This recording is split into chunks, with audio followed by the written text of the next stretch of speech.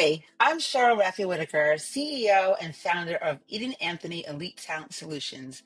I help senior leaders lead from a place of clarity, purpose, and joy. Because leadership at its best is deeply human. It's rooted in presence. It's aligned with who you are. And when it's done well, it doesn't just move the business forward, it brings you back to yourself. That's why I want to talk to you today about joy. Not as a soft skill or a nice to have, but as a real strategic advantage in the way we lead. People often assume I left corporate because something was wrong, that I hit a wall, burned out, or had to rediscover myself. But that's not my story. I left because I was clear. I knew who I was. I knew how I wanted to lead.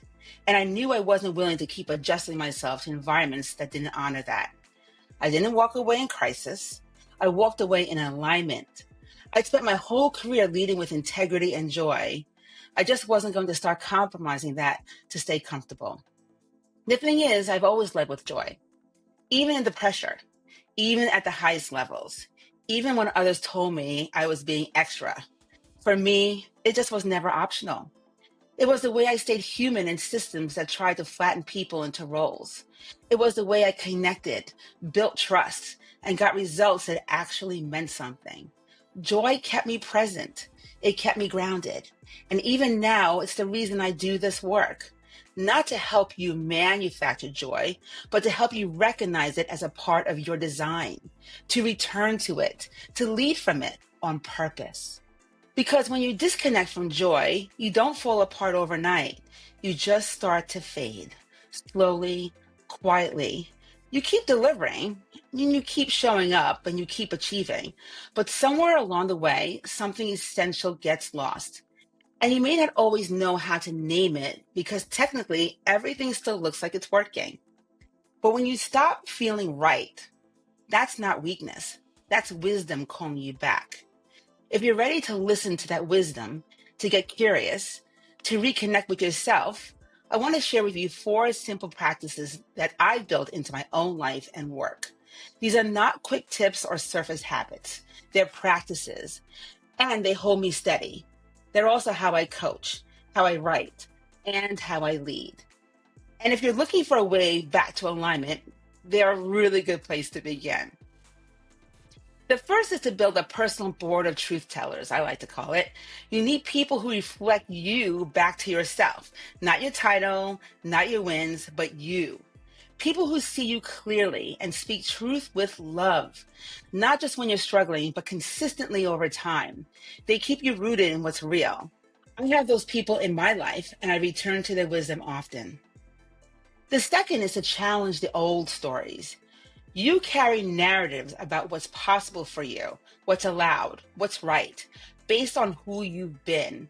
For years, I didn't see myself as an entrepreneur. I was a corporate leader, full stop. But that wasn't the whole truth. It took stepping back and rewriting that story to realize I came from a long line of people who built their own way. That new story, my story, created space for a brand new future. And that's what I help my clients do too. Name the story they're in and choose whether it still fits.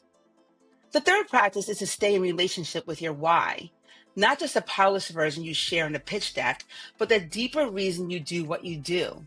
The part of you that still believes in the work when it's quiet, when no one's watching, and when it's hard. It's easy to drift from your why the more successful you become, and it takes real humility to admit when you have. But every time you return to your why, you lead from a place that's more powerful than pressure. And finally, and this is my favorite, don't wait to feel ready. I named my inner critic Beatrice. She's been with me a long time. And while she doesn't run the show anymore, she still tries to speak up when I'm doing something new or really bold. But here's what I've learned. Readiness is often a myth. The clarity comes in motion. You don't need to eliminate fear. You just need to decide that your voice, your vision, and your joy are worth moving toward anyway. These 4 practices don't belong to me. They belong to anyone who's ready to stop performing and start leading with more alignment, more intention, and more of their whole self in the room. You don't have to abandon success to find this. You just have to ask whether the success you're building still feels like you.